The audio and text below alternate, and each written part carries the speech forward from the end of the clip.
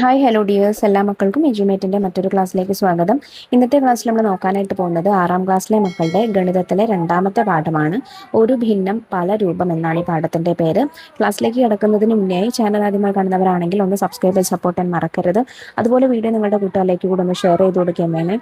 നിങ്ങൾക്ക് ആവശ്യമുള്ള 6ാം ക്ലാസ്സിലെ മറ്റു വിഷയങ്ങളുടെ വീഡിയോസ് STD6 ന്യൂ സിലബസ് എന്നുള്ള പ്ലേലിസ്റ്റ് എടുത്ത് നോക്കിയാൽ അത് ലഭിക്കുന്നതാണ്. ഇനി മാത്സിൻ്റെ ക്ലാസ്സുകൾ മാത്രം മതിയെങ്കിൽ STD6 മാത്സ് എന്നുള്ള പ്ലേലിസ്റ്റ് ഉണ്ട്, അത് നോക്കുക. അപ്പോൾ ശരി, നമുക്ക് നേരെ ക്ലാസ്സിലേക്ക് അടക്കാം. അംശവും ഛേദവും. അളവുകളുടെ ഭാഗങ്ങളെ ഭിന്നസംഖ്യകളായി എഴുതുന്നത് 5ാം ക്ലാസ്സിൽ കണ്ടല്ലോ. ഇവിടെ നമുക്ക് 1 മീറ്റർ നീളമുള്ള ഒരു റിബൺ തന്നിട്ടുണ്ട്. അതിനെ പകുതിയാക്കുന്നു.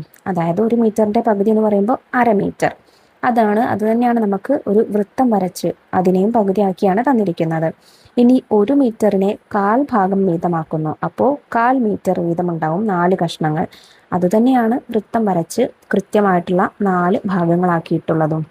അടുത്ത ചിത്രം 1 മീറ്ററിനെ 3/4 ഭാഗവും 1/4 ഭാഗവും ആക്കുന്നു.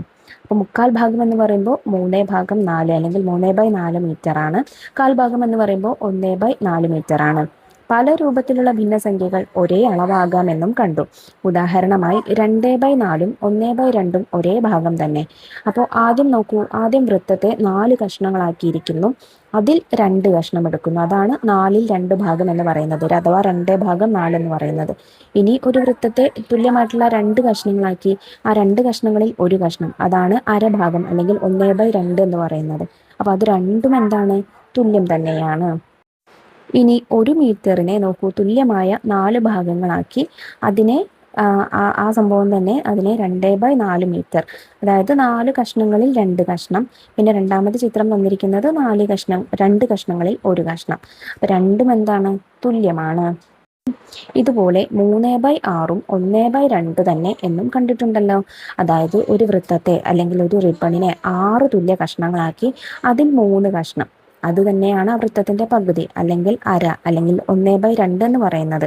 റിബണിൽ വരച്ചിരിക്കുന്നത് നോക്കൂ, 1 മീറ്റർ നീളമുള്ള റിബണ് 6 തുല്യ കഷ്ണങ്ങളാക്കി അതിൽ 3 കഷ്ണം എന്ന് പറയുമ്പോൾ അതിൻ്റെ പകുതിയാണ്. അത് തന്നെയാണ് 1/2 മീറ്റർ എന്ന് പറയുന്നത്, അഥവാ 2 തുല്യ ഭാഗങ്ങളാക്കിയതിൽ 1 ഭാഗം എന്ന് പറയുന്നതും. അപ്പം 3/6 = 1/2 ആണ്. അതായത് 1/2 = 2/4 = 3/6. ഇതെല്ലാം തുല്യമാണ്.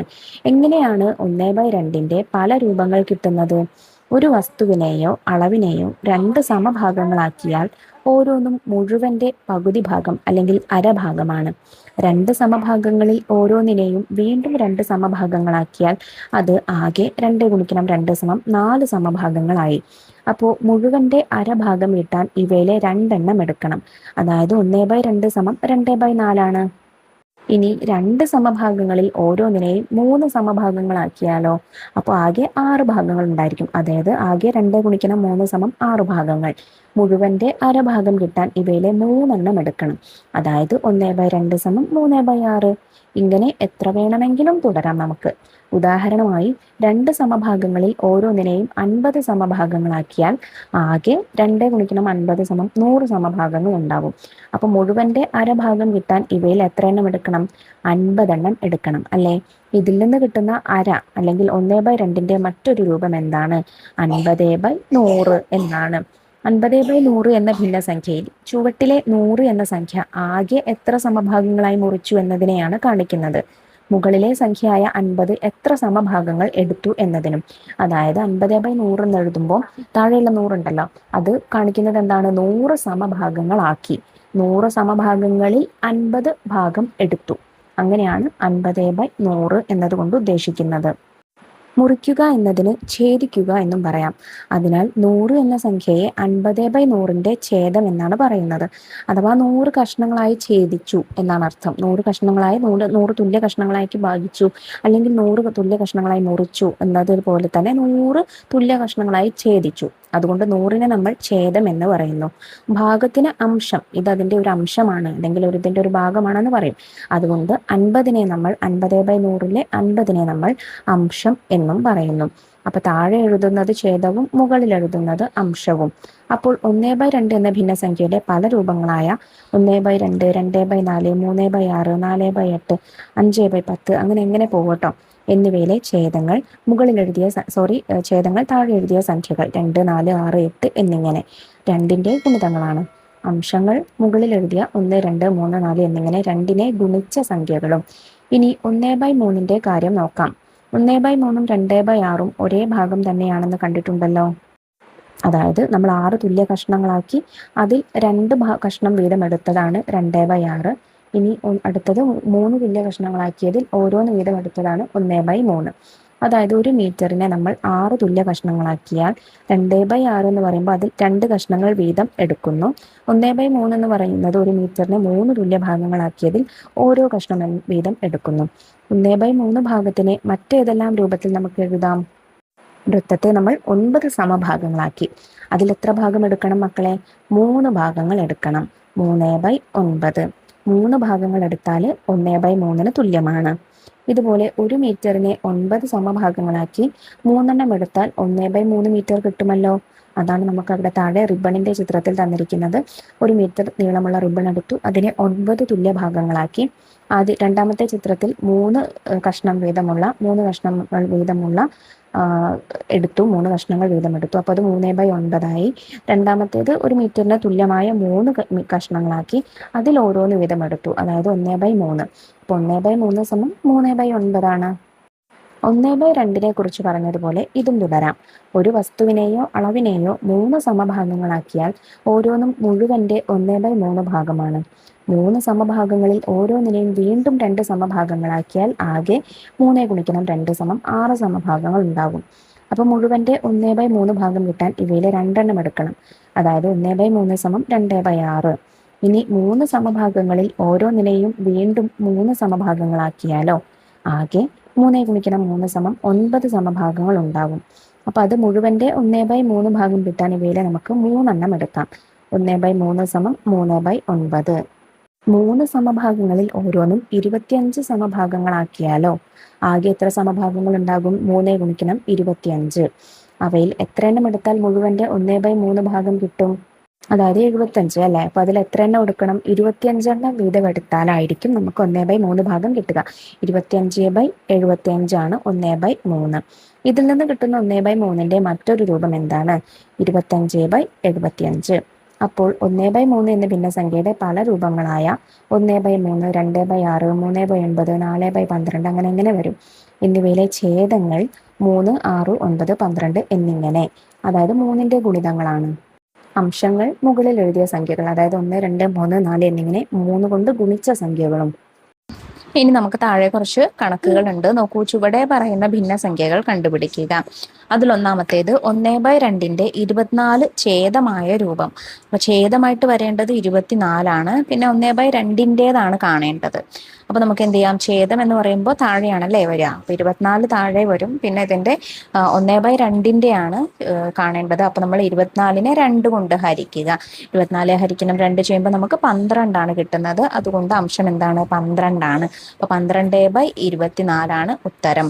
ഇനി രണ്ടാമത്തേത് 1/2 24 അംശമായ രൂപം. 24 അംശം എന്ന് പറയുമ്പോൾ 24 എവിടെ വരും മക്കളെ? മുകളിലാണ് വരുന്നത്. 24 അംശമായി വരുന്നത് കൊണ്ട് തന്നെ നമ്മൾ ഇതിന്റെ ഛേദം കാണാൻ എന്താ ചെയ്യേണ്ടത്? 24നെ 2 കൊണ്ട് ഗുണിക്കുക. 24 ഗുണിക്കണം 2 സമം 48. അപ്പൊ 24/48 അതാണ് 1/2 അംശരൂപം. 24 അംശമായി വരുന്ന രൂപം. അല്ലെങ്കിൽ 24/48 ചെയ്താൽ നമുക്കതിന് ചെറുതാക്കി വരുമ്പോൾ 1/2 കിട്ടും എന്നർത്ഥം. മൂന്നാമത്തേത് 1/3 24 ഛേദമായ രൂപം. അപ്പൊ ഇവിടെ ഛേദം വരുന്നത് 24 ഛേദമായാണ് വരുന്നത്, അതായത് താഴെ. ഇനി മുകളിലുള്ള അംശം കാണാൻ എന്ത് ചെയ്യേണ്ടത്? 24നെ 3 കൊണ്ട് ഹരിക്കുക.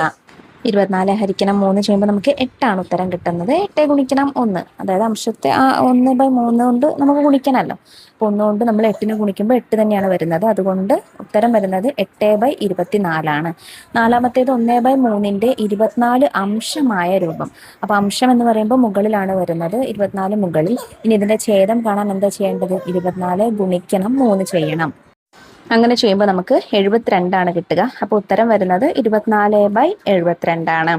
അഞ്ചാമത്തേത് 1/4ന്റെ 100 അംശമായ രൂപം. അപ്പൊ എങ്ങനെ ചെയ്യാം മക്കളെ? 100 അംശമാണ്, അതായത് മുകളിൽ വരണം. അപ്പോൾ താഴെയുള്ള സംഖ്യ കാണാൻ 100 ഗുണിക്കണം 4 ചെയ്യുക. 100 ഗുണിക്കണം 4 സമം 400 ആണ്. അപ്പൊ 100/400 ആണ് ഉത്തരം. രണ്ടാമത്തെ ചോദ്യം 1/4ന്റെ 3 വ്യത്യസ്ത രൂപങ്ങൾ എഴുതുക. വളരെ സിമ്പിൾ ആണ്. 1/4 ആണ്. അപ്പൊ നമ്മൾ ഇതിനെ 2 കൊണ്ട് ഗുണിക്കുകയാണെങ്കിൽ എങ്ങനെ വരും? 2/8 വരും. 3 കൊണ്ട് ഗുണിക്കുകയാണെങ്കിൽ 3/12, 4 കൊണ്ടാണെങ്കിൽ 4/16, ഇങ്ങനെ 5 കൊണ്ടാണെങ്കിൽ 5/20. ഇതൊക്കെ 1/4ന്റെ വ്യത്യസ്ത രൂപങ്ങളാണ്. ചോദ്യം 3, ചുവടെ പറയുന്ന സംഖ്യാജോഡികളുടെ ഒരേ ഛേദമുള്ള 3 രൂപം കണക്കാക്കുക.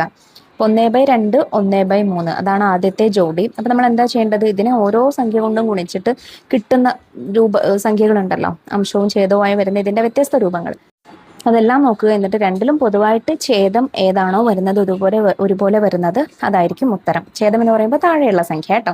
അപ്പൊ നമുക്ക് ആദ്യം 1/2ന്റെ നോക്കാം. 1/2 അത് വരുന്നത്, പിന്നെ 2 കൊണ്ട് ഗുണിക്കുകയാണെങ്കിൽ 2/4, 3 കൊണ്ടാണെങ്കിൽ 3/6, 4 കൊണ്ടാണെങ്കിൽ 4/8, 5 കൊണ്ടാണെങ്കിൽ 5/10, 6 കൊണ്ടാണെങ്കിൽ 6/12, 7 കൊണ്ടാണെങ്കിൽ 7/14,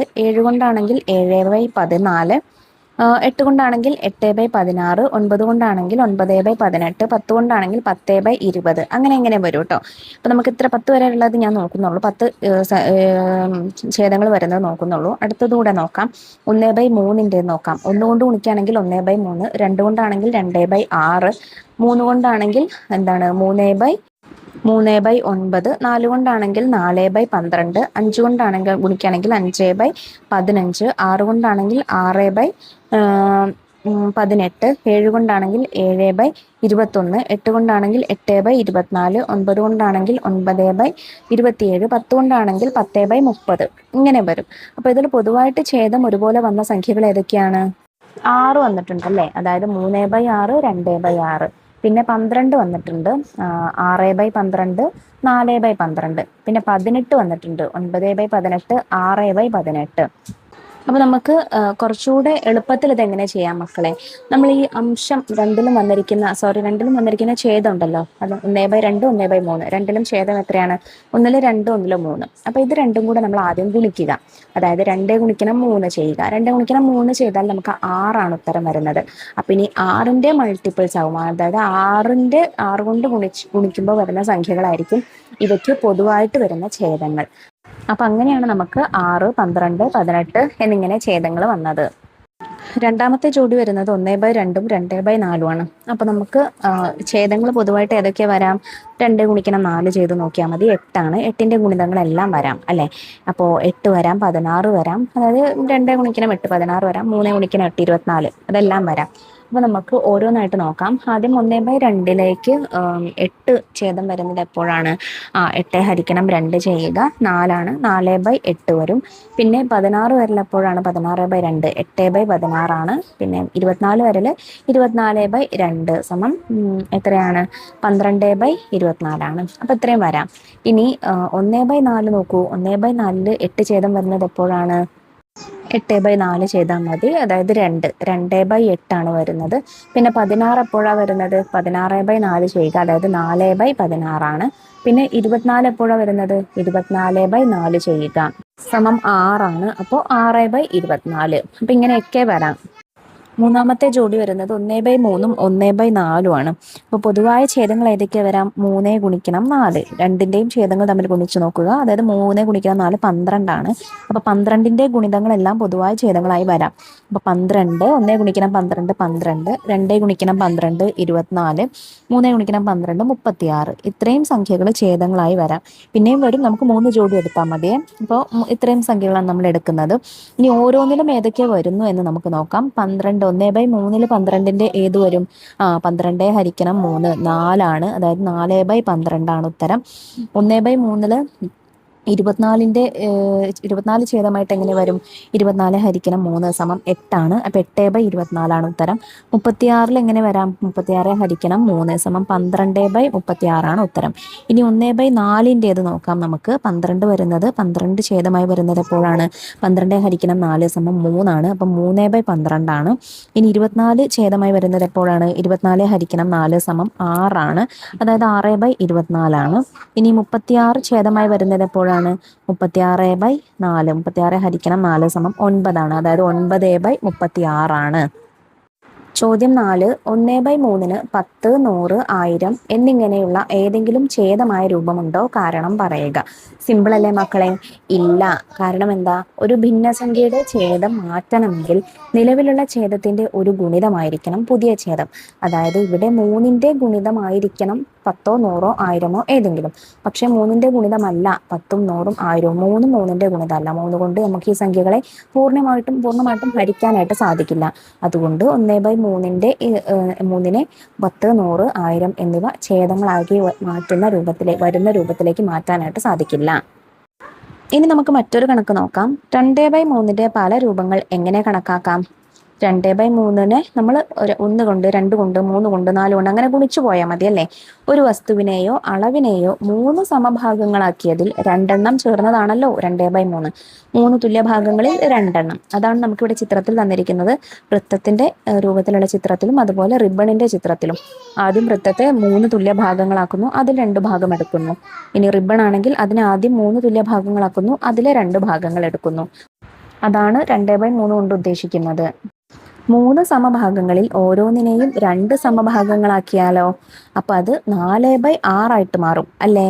അതായത് ആദ്യം 3 സമഭാഗങ്ങളായിരുന്നു, അതിലൊരു ഭാഗത്തെ നമ്മൾ വീണ്ടും 2 സമഭാഗങ്ങളാക്കി. അപ്പൊ അത് 4/6 മാറി.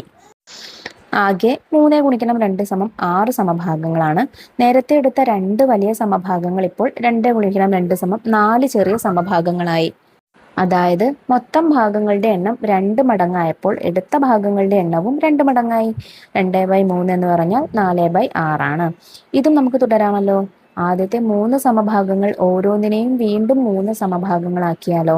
അപ്പോൾ 3 ഗുണിക്കണം 3 സമം 9 സമഭാഗങ്ങൾ ഉണ്ടായിരിക്കും. അതായത് ആദ്യം എടുത്ത 2 സമഭാഗങ്ങൾ 2 ഗുണിക്കണം 3 സമം 6 സമഭാഗങ്ങൾ ആകും. അതായത് മൊത്തം ഭാഗങ്ങളുടെ എണ്ണം 3 മടങ്ങായപ്പോൾ എടുത്ത ഭാഗങ്ങളുടെ എണ്ണവും 3 മടങ്ങായി. അപ്പോൾ 2/3ന്റെ പല രൂപങ്ങളിലെല്ലാം ഛേദം 3ന്റെ ഗുണിതങ്ങളാണ്. അംശങ്ങൾ 3നെ ഗുണിച്ച സംഖ്യകൾ കൊണ്ട് 2നെ ഗുണിച്ചതും. ഇതുപോലെ ഏത് ഭിന്നസംഖ്യയുടെയും വ്യത്യസ്ത രൂപങ്ങൾ കണക്കാക്കാമല്ലോ. പൊതുവായി നമുക്ക് ഇങ്ങനെ പറയാം. ഏത് ഭിന്നസംഖ്യയുടെയും അംശത്തെയും ഛേദത്തെയും ഒരേ എണ്ണൽ സംഖ്യ കൊണ്ട് ഗുണിച്ചാൽ ആ ഭിന്നസംഖ്യയുടെ തന്നെ ഒരു രൂപമാകും. ഇനി താഴെ ഒരു ചോദ്യമുണ്ട്. അംശത്തെയും ഛേദത്തെയും ഒരേ സംഖ്യ കൊണ്ട് ഗുണിച്ച് ഈ പട്ടിക പൂരിപ്പിക്കുമല്ലോ. അപ്പൊ ഭിന്നങ്ങളും നമുക്ക് 4 തന്നിട്ടുണ്ട്. അതിനെ ഗുണിക്കുന്ന സംഖ്യ ഏത്, അതിന്റെ അംശം ഏത്, ഛേദം ഏത്, പിന്നെ അതിന്റെ മറ്റൊരു രൂപം എന്ത്, അതാണ് പട്ടികയിലുള്ളത്. ഒന്നാമത്തെ ഭിന്നം 2/3 ഈ 2/3നെ 4 കൊണ്ട് ഗുണിക്കുന്നു.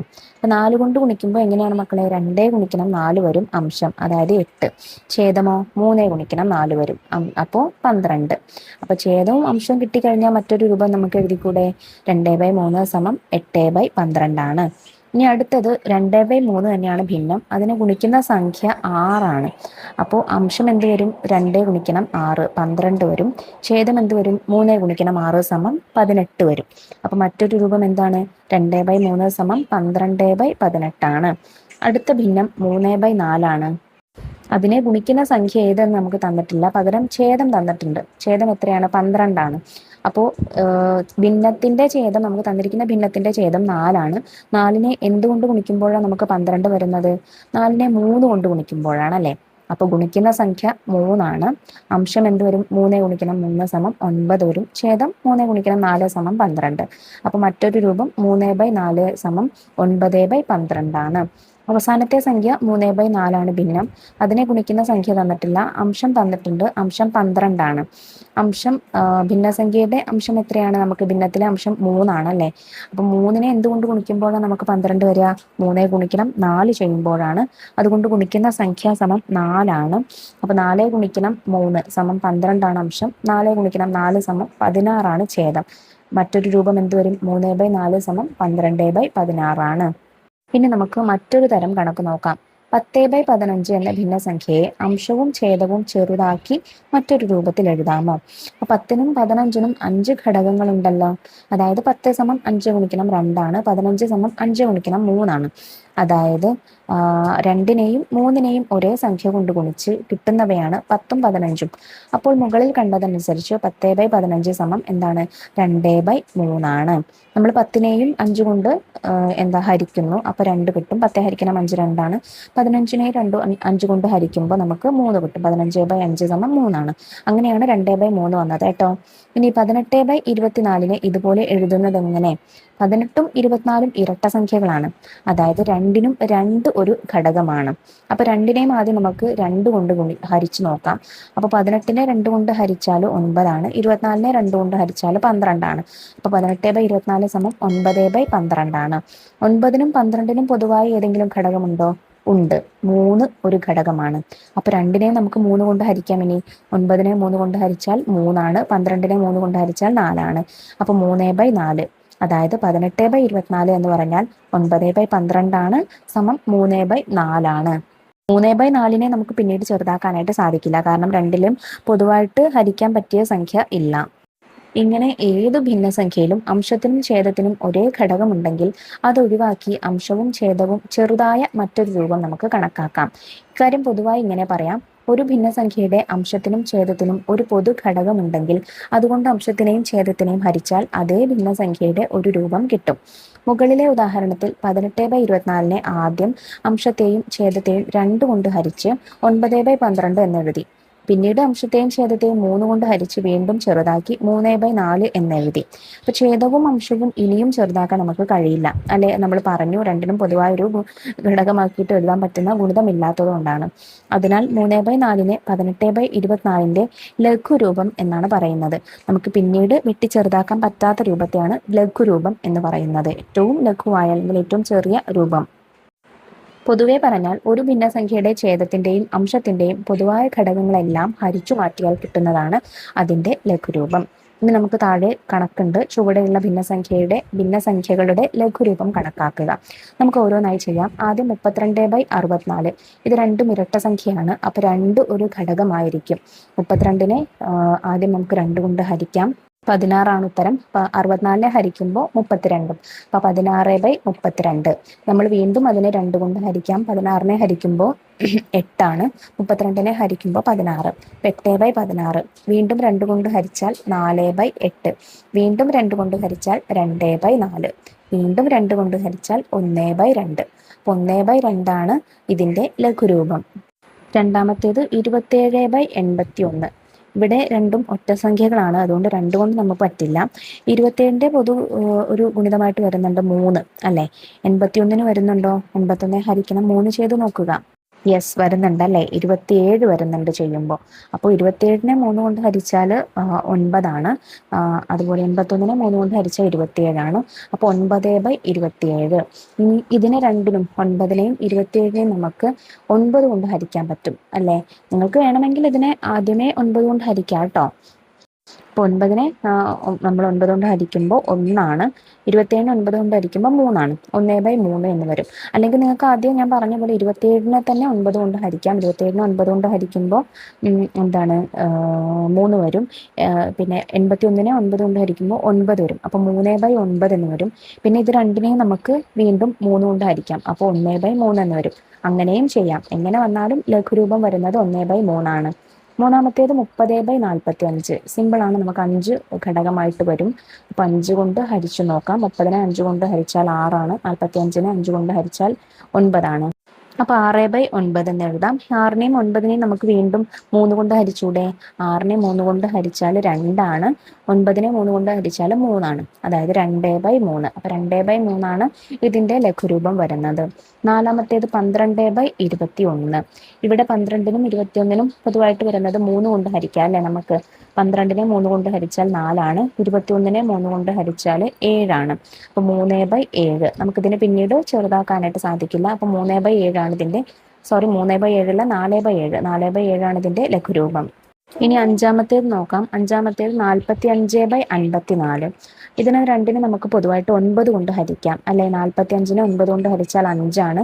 54നെ 9 കൊണ്ട് ഹരിച്ചാൽ 6ആണ്. 5/6. ഇതിനെ നമുക്ക് പിന്നീട് ചെറുതാക്കാനായിട്ട് സാധിക്കില്ല. 5/6 ഇതിന്റെ ലഘുരൂപം. ഹരണക്കണക്കുകൾ. 2 മീറ്റർ നീളമുള്ള കയർ 3 സമഭാഗങ്ങളാക്കിയാൽ ഓരോ കഷ്ണത്തിന്റെയും നീളം എത്രയാണ്? ഓരോ കഷ്ണത്തിന്റെയും നീളം 2/3 മീറ്റർ ആണ് എന്ന് നമ്മൾ 5ാം ക്ലാസ്സിൽ പഠിച്ചിട്ടുണ്ട്. ഭിന്നവീതം അല്ലെങ്കിൽ ഭിന്നസംഖ്യകൾ എന്ന പാഠത്തിലെ ഭിന്നവീതം എന്ന ഭാഗത്തിൽ 6 മീറ്റർ നീളമുള്ള കയറാണ് 3 സമഭാഗങ്ങളാക്കുന്നതെങ്കിൽ ഇത് നമുക്ക് ഹരണമായിട്ട് എഴുതാം. 6 ഹരിക്കണം 3 = 2 മീറ്റർ ആയിരിക്കും. ആദ്യത്തെ കണക്കിലെ പോലെ ഇതും ഭിന്നമായി എഴുതാം എന്ന് നമ്മൾ അതും 5ാം ക്ലാസ്സിൽ പഠിച്ചിട്ടുണ്ട്. അതായത് 6/3 എന്നതിന് 6 ഹരിക്കണം 3 എന്നതിന് നമുക്ക് 6/3 എന്ന് എഴുതാം = 2. ഇതുപോലെ ഏത് ഹരണത്തെയും ഭിന്ന രൂപത്തിൽ എഴുതാം. ഉദാഹരണമായി 8 ഹരിക്കണം 4 = 4. 8 ഹരിക്കണം 2 = 4 ആണ്. അപ്പോൾ അതിനെ നമുക്ക് 8/2 = 4 എന്ന് എഴുതാം. 15 ഹരിക്കണം 3 = 5 ആണ്. അതായത് 15/3 = 5 എന്ന് എഴുതാം. 30 ഹരിക്കണം 10 എന്ന് വെച്ചാൽ 3 ആണ്. അപ്പോൾ 30/10 = 3 എന്ന് എഴുതാം. ഏത് എണ്ണൽ സംഖ്യയെയും 1 കൊണ്ട് ഹരിച്ചാൽ ആ സംഖ്യ തന്നെ കിട്ടും എന്നതിനാൽ എല്ലാ എണ്ണൽ സംഖ്യകളെയും നമുക്ക് ഭിന്നമായി എഴുതാം. അതായത് 1/1 അല്ലെങ്കിൽ 2/1, 3/1 എന്ന് എഴുതി കൊടുത്താൽ മതി. ഇവിടെ ഒരു ചോദ്യമുണ്ട്. ഇങ്ങനെ ഉദാഹരണമായി എഴുതുന്ന ഭിന്നസംഖ്യകളിലും നേരത്തെ പറഞ്ഞ പോലെ അംശത്തിലെയും ഛേദത്തിലെയും പൊതുഘടകങ്ങൾ ഒഴിവാക്കാൻ കഴിയുമോ? ഇങ്ങനെ ചെയ്യാമെന്ന് നമ്മൾ 5ാം ക്ലാസ്സിൽ സംഖ്യകൾക്കുള്ളിൽ എന്ന പാഠഭാഗത്തിൽ പഠിച്ചിട്ടുണ്ട്. പൊതുഘടകങ്ങൾ എന്ന ഭാഗത്തിൽ ഉദാഹരണമായി 12 ഹരിക്കണം 6 കണക്കാക്കാൻ ആദ്യം ഈ സംഖ്യകളെ നമുക്ക് 12നെ 2 ഗുണിക്കണം 6 എന്നും 6നെ 2 ഗുണിക്കണം 3 എന്നും എഴുതാം. തുടർന്ന് പൊതുഘടകമായ 2 ഒഴിവാക്കി ഹരണം നമുക്ക് 12 ഹരിക്കണം 6 = 6 ഹരിക്കണം 3 = 2 എന്ന് എഴുതാം. ഈ കണക്കുകൾ ഭിന്നസംഖ്യാ രൂപത്തിൽ ഇങ്ങനെ എഴുതാം. 12/6 = 2 ഗുണിക്കണം 6 ഹരിക്കണം 2 ഗുണിക്കണം 3 6/3 = 2. അപ്പോൾ എണ്ണൽ സംഖ്യകളെ ഭിന്നസംഖ്യാ രൂപത്തിൽ എഴുതുന്നത് പലതരത്തിലാവാം. അതായത് ഒന്നിനെ നമുക്ക് 1/1 = 2/2 = 3/3 എന്ന് എഴുതാം. 2നെ അതുപോലെ 2/1 = 4/2 = 6/3 എന്ന് എഴുതാം. 3നെ നമുക്ക് 3/1 = 6/2 = 9/3 അങ്ങനെ എഴുതാം.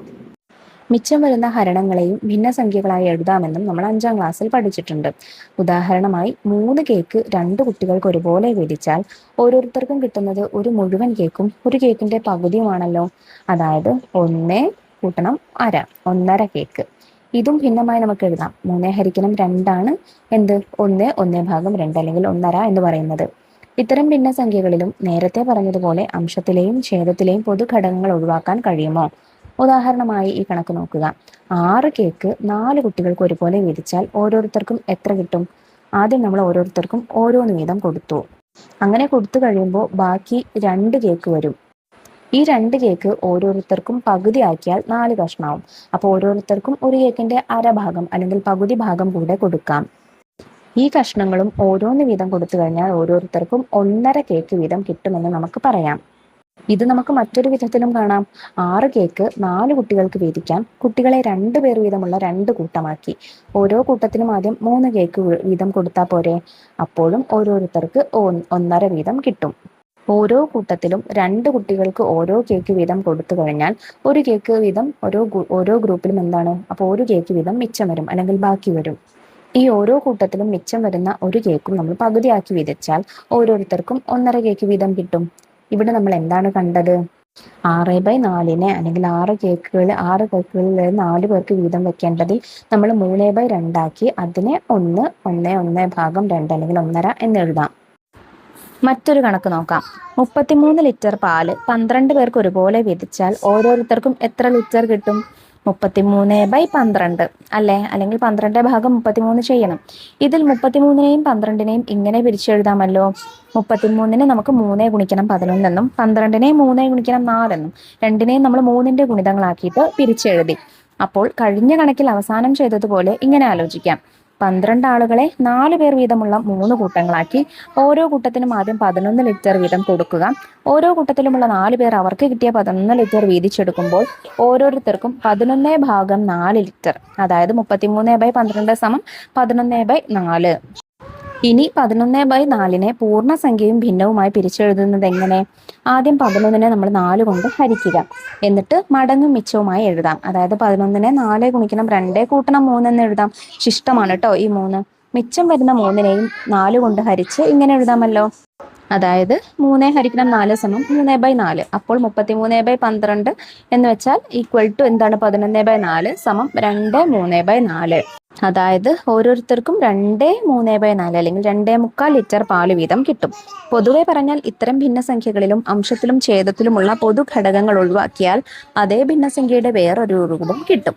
മറ്റൊരു വിധത്തിൽ പറഞ്ഞാൽ മിച്ചം വരുന്ന ഹരണങ്ങളെയും ഭിന്നസംഖ്യകളായി എഴുതുമ്പോൾ അംശത്തിലെയും ഛേദത്തിലെയും പൊതുഘടകങ്ങൾ ഒഴിവാക്കാം. അപ്പോൾ ഇപ്പോൾ പറഞ്ഞ ഈ തിയറി നമ്മൾ പഠിച്ച ഈ കാര്യം നമുക്ക് ഒരു 2-3 ചോദ്യങ്ങളാക്കിയിട്ട് അതുമായിട്ട് ബന്ധപ്പെട്ട ചോദ്യങ്ങളുണ്ട്, നോക്കാം. ചോദ്യം 1: 20 ലിറ്റർ വെള്ളം ഒരുപോലെയുള്ള 8 കുപ്പികളിൽ നിറച്ചു. ഓരോ കുപ്പിയിലും എത്ര ലിറ്റർ വെള്ളമുണ്ട്? 20/8 നമ്മൾ കാണേണ്ടത്. അപ്പോൾ നമുക്ക് എന്ത് ചെയ്യാം? 20ലും 8ലും പൊതുവായി വരുന്ന ഘടകങ്ങൾ ഏതാണ്? 4 കൊണ്ട് 2നെ നമുക്ക് ഗുണിക്കാനായിട്ട് പറ്റും അല്ലേ? 20നെ നമുക്ക് 5 × 4 എന്നും 8നെ നമുക്ക് 2 × 4 എന്നും എഴുതാം. അപ്പോൾ ഇതിലുള്ള 2 4 നമുക്ക് വെട്ടിപ്പോയാൽ ബാക്കി 5/2 അതായിരിക്കും ഉണ്ടായിരിക്കുക. ഇനി നമുക്കിതിനെ വിഷമഭിന്നത്തിൽ നിന്ന് മിശ്രഭിന്നത്തിലേക്ക് മാറ്റണം. അപ്പോൾ എന്താ ചെയ്യേണ്ടത്? 5/2 കാണേണ്ടത്. അപ്പോൾ 5നെ നമുക്ക് 2 കൊണ്ട് ഹരിക്കാം. 5 ഹരിക്കണം 2 ചെയ്യുമ്പോൾ 5ൽ 2 2 തവണ പോകും. 2 × 2 = 4 ആണ്. ശിഷ്ടം 1.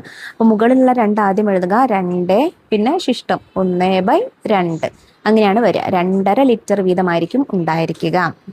രണ്ടാമത്തെ ചോദ്യം: 140 സെന്റിമീറ്റർ നീളമുള്ള കയർ ഒരേ നീളമുള്ള 16 കഷ്ണങ്ങളായി മുറിച്ചു. ഓരോ കഷ്ണത്തിന്റെയും നീളം എത്രയാണ്? അപ്പോൾ നമ്മൾ ചെയ്യേണ്ടത് 140/16 ആണ്. രണ്ടിനെയും നമുക്ക് 4ന്റെ പൊതുഘടകങ്ങളാക്കി മാറ്റാം. 140ൽ 35 തവണ 4 പോവും. നിങ്ങൾ 140 ഹരിക്കണം 4 ചെയ്ത് നോക്കിയാൽ മതി കേട്ടോ. അങ്ങനെ ഹരിക്കുമ്പോൾ നമുക്ക് 35 ഉത്തരം കിട്ടുക. അപ്പോൾ 4 × 35 140 ആണ്. 4 × 4 16 ആണ്. ഇനി മുകളിൽ അംശത്തിലും ഛേദത്തിലുള്ള 4 നമ്മൾ വെട്ടിക്കളയുന്നു. വെട്ടിക്കളഞ്ഞാൽ ബാക്കി വരുന്നത് 35/4. അപ്പോൾ 35/4 ആണ് ഉള്ളത്. ഇനി ഇതിനെ നമുക്ക് വിഷമഭിന്നത്തിൽ നിന്ന് മിശ്രഭിന്നത്തിലേക്ക് മാറ്റാം. എങ്ങനെ മാറ്റാം മക്കളെ? 35നെ 4 കൊണ്ട് ഹരിച്ചു നോക്കുക. 35ൽ 4 8 തവണ പോവും. 8 × 4 32 ആണ്. 35 - 32 ബാക്കി 3 ആണ്. അപ്പോൾ ഉത്തരം എന്താ വരുന്നത്? മുകളിലുള്ള 8 ആദ്യം എഴുതുക. 8 പിന്നെ ശിഷ്ടം പിന്നീട് എഴുതുക. 3 ശിഷ്ടം അംശമാക്കി എഴുതുക. 3/4. അപ്പോൾ 8 3/4 അല്ലെങ്കിൽ 8.25 സെന്റിമീറ്റർ ആണ് വരുന്നത്. ചോദ്യം 3: 215 കിലോഗ്രാം അരി 15 പേർക്ക് ഒരുപോലെ വീതിച്ചാൽ ഓരോരുത്തർക്കും എത്ര കിലോഗ്രാം അരി കിട്ടും? അപ്പോൾ നമ്മൾ ചെയ്യേണ്ടത് 215/15 അതാണ് കേട്ടോ നമ്മൾ ചെയ്യേണ്ടത്. രണ്ടിനെയും നമുക്കറിയാം 5 കൊണ്ട് പൊതുവായിട്ട് ഗുണിക്കാം അല്ലേ? രണ്ടിനെയും 5 കൊണ്ട് ഹരിക്കാൻ പറ്റും. അതായത് രണ്ടിലും 5 പൊതുവായിട്ടുള്ള ഒരു ഘടകമായിട്ട് വരുന്നുണ്ട്. 215 ഹരിക്കണം 5 ചെയ്യുമ്പോൾ നമുക്ക് 43 കിട്ടുക. അതുകൊണ്ട് 5 ഗുണിക്കണം 43 215. 15 എത്രയാണ്? 5 ഗുണിക്കണം 3 അപ്പോൾ 5ഉം 5ഉം വെട്ടിക്കളഞ്ഞാൽ ബാക്കി 43/3 വരുന്നത്. 43/3 എന്ന് പറയുന്നത് വിഷമഭിന്നമാണ്. അതിനെ നമുക്ക് മിശ്രഭിന്നത്തിലേക്ക് മാറ്റുമ്പോൾ എന്ത് ചെയ്യാം? 43നെ 3 കൊണ്ട് ഹരിച്ചു നോക്കാം. 4ൽ 3 ഒരു തവണ പോവും. പിന്നെ 1 × 3 3 ആണ്. 4 × 3 1 ആണ്. 13ൽ മുകളിലുള്ള 3 താഴേക്ക് ഇറക്കി എഴുതുക. അങ്ങനെ 13ൽ 3 എത്ര തവണ പോകും? 4 തവണയാണ്. 4 × 3 12 ആണ്. ശിഷ്ടം 1. അപ്പം എങ്ങനെ ഉത്തരം എങ്ങനെ വരുന്നത്? മുകളിലുള്ള സംഖ്യ ആദ്യം എഴുതുക. 14 പിന്നെ ശിഷ്ടം അംശമാക്കി എഴുതുക. അപ്പോൾ 1 വരും. 1/3 അതായത് 14 1/3 കിലോഗ്രാം ആണ് വരുന്നത്. അപ്പോൾ ഇത്രയും കാര്യങ്ങളാട്ടോ മക്കളെ നമുക്ക് ഈ പാഠത്തിൽ നോക്കാനായിട്ടുള്ളത്. ചെയ്ത കാര്യങ്ങളൊക്കെ എല്ലാ മക്കൾക്കും മനസ്സിലായിട്ടുണ്ടെന്ന് വിശ്വസിക്കുന്നു. വീഡിയോ ഉപകാരപ്രദമായിട്ടുണ്ടെങ്കിൽ നിങ്ങളുടെ കൂട്ടുകാരിലേക്കൂടെ ക്ലാസ് ഷെയർ ചെയ്ത് കൊടുക്കുക. അതുപോലെ 6ാം ക്ലാസ്സിലെ കൂടുതൽ ക്ലാസ്സുകൾ നമ്മൾ ഓൾറെഡി അപ്ലോഡ് ചെയ്തിട്ടുണ്ട്. ആ വീഡിയോസ് ആവശ്യമുള്ളവർ STD6 ന്യൂ സിലബസ് എന്നുള്ള പ്ലേലിസ്റ്റ് ഒക്കെ എടുത്ത് നോക്കുക. 6ാം ക്ലാസ്സിലെ മറ്റു വിഷയങ്ങളുടെ വീഡിയോസിന് ഇനി കിട്ടുന്നതിന് വേണ്ടിയിട്ട് ചാനൽ ഒന്ന് സബ്സ്ക്രൈബ് ചെയ്യുക. ഇന്നത്തെ ക്ലാസ്സിനെ കുറിച്ചുള്ള അഭിപ്രായങ്ങൾ മറക്കാതെ കമന്റ് ബോക്സിലൂടെ അറിയിക്കണേ. അപ്പോൾ ശരി, നമുക്ക് അടുത്ത ക്ലാസ്സിനെ വീണ്ടും